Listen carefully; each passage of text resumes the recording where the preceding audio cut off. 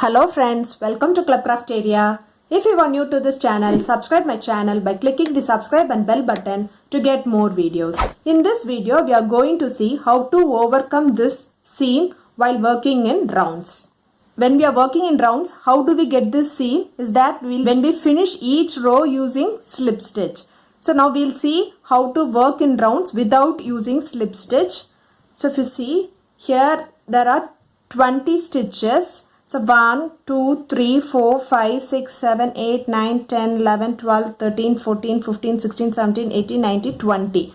So for next 5 rounds you are going to work 20 stitches. So you are not going to finish this round using slip stitch. Instead you are going to work in rounds. So we will do a half double crochet in this first half double crochet. So place the stitch marker in this first half double crochet.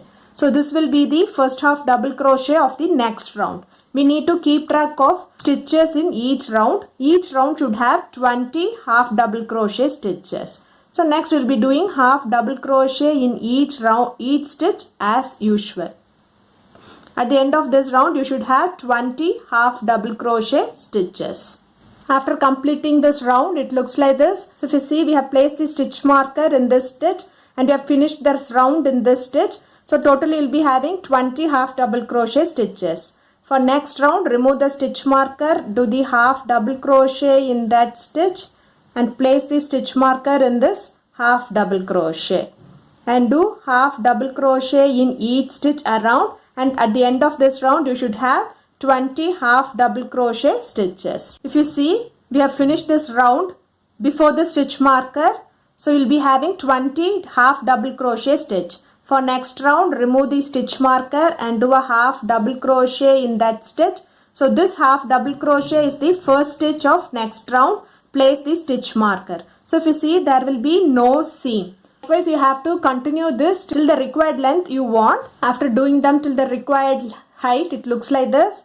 Next, you are going to finish it off by doing a slip stitch.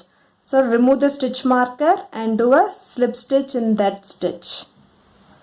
Next, you can do chain 1 and snip off the yarn. So now if you see, you can see the difference. Here you can see the seam and here there is no seam.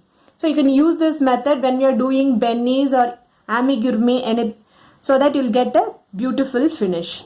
So if you like this video, like, share, comment this video and also subscribe to my channel by clicking the subscribe and bell button to get more videos. Thank you friends.